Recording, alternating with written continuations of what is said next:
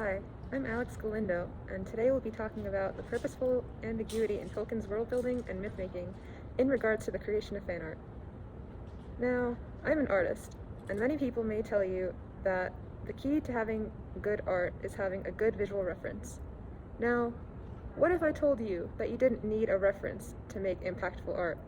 That you didn't need a reference to make art that is very personal and dear to you? That your imagination is enough to make lasting connections with a piece of media? By having character descriptions in Tolkien's text be so ambiguous, that's kind of what Tolkien is telling us. The ambiguity of descriptions in Lord of the Rings is key to impactful fan art that fosters a deeper connection with the text. Tolkien's focus was not on fleshing out the appearances of characters, but was more concerned with setting the scene via detailed descriptions of landscapes and geography. Tolkien is eliciting this vague feeling very intentionally.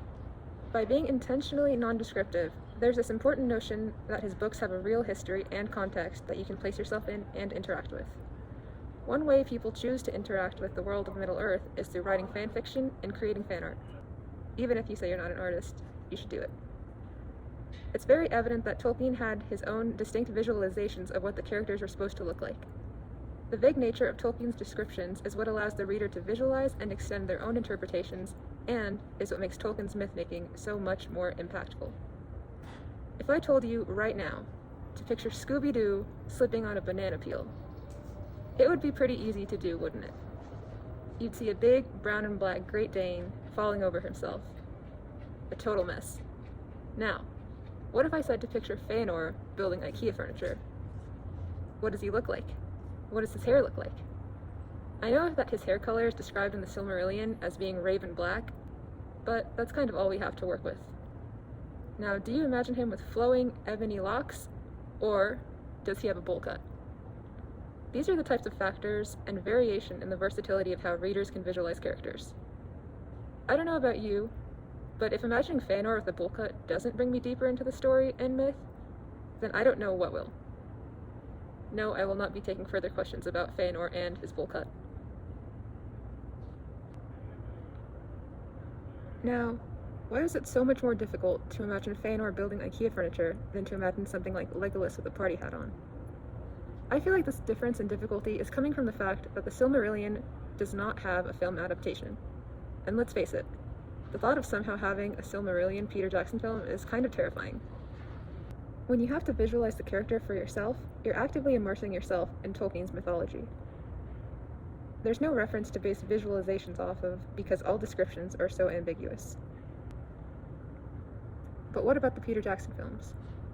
Don't they count as visual references? Yes, but it's arguable that Peter Jackson's films can be viewed as another form of fan art. Yes, this is a very bold statement that I am making.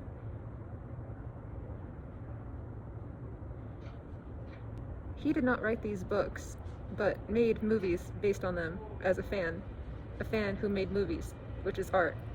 Fan art, if you will. The goal of the books is more focused on world building and establishing a myth, while the Peter Jackson films focused on creating more action sequences. I feel like people who have been introduced to the movies first are often surprised by the lack of action in the actual text. Sure, there are definitely major battles that happen throughout the course of the books, but they are really meant to drive the plot. They aren't described in great detail. And this disconnect can also be extended to the casting choices of the films in regards to fan art. The likenesses of the actors casted in Jackson's movies are often used today in the creation of fan art as references and are perhaps the most popular representation of the characters in modern fan art. But Jackson's creative choices are not the only valid perspective in illustrating Middle-earth. Casting Elijah Wood as Frodo or Sean Bean as Boromir does not make them the quintessential faces of these characters. These films are just another adaptation of Tolkien's work. The Peter Jackson films put a preconceived image of what the characters should look like in people's heads. I know it did in mine because my first experience with the Lord of the Rings series was through the films. And because of this, it's very easy to depict these characters in fan art without having to have much interaction with the original text. To make fan art of Legolas, we don't have to necessarily think about what qualities and characteristics he has in the text.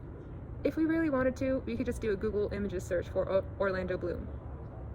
My point is, by already having a widely accepted representation of Legolas, we don't have to be as involved in the actual myth-making aspect of Tolkien's work, and therefore aren't being as immersed in the same level as if we had to imagine the characters for ourselves. When reading The Fellowship of the Ring, Frodo can look like whatever we want him to look like. There's no limitations on our imagination because our perspective is likely to be valid in some sense. It's in this way that we can form deeper connections with Tolkien's texts. Artwork created by fans empowers artists to create their own interpretations of what the characters and scenery of Middle-earth look like. We can see a wide variation in fan art, like with what specific characteristics Aragorn is drawn with, to more broad interpretations, like how fans draw the trees of Lothlorien in differing ways. With that being said, we can spend a needless amount of time discussing whether we think this character has this quality or that, or has X or Y characteristic. But at the end of the day, these details are simply not described in the books. They are the results of fan interpretations of the text. Letting readers' imaginations guide them encourages the reader to visualize these elements of Middle-earth in a more personal, and therefore deeper, manner. Sometimes this deeper connection with the text doesn't have to be in the form of a grand-scale work of art. Sometimes there's fan-made alternate universes, or AUs, which imagine characters in different situations, like an alternate modern universe setting. These modern AUs do not have to be serious or deep to make it clear that the artist has made a lasting connection with the text. This inspires further elements of world building, which can be seen in works that exist outside of the canonical events in the text. A prominent example of this is in visual artist Molly Knox Ostertag's series of the Lord of the Rings inspired comics. In Ostertag's creation of diverging representations of Sam and Frodo, canonical elements of their personalities are shown, despite the fact that these events of the comic take place outside of the text. She employs light humor as a way to connect on a more meaningful level with the text, while still remaining true to her own opinion of what Sam and Frodo look like.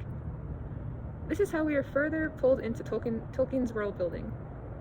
By being able to visualize Middle-earth exactly how we want it to be, the world becomes that much more realistic and that much more lively. By having these different perspectives, we are encouraged to see the broad value in how differently these settings and characters can be illustrated. From the different ways in which fans draw Middle-earth comes a rich wealth of perspectives that is immeasurable in value.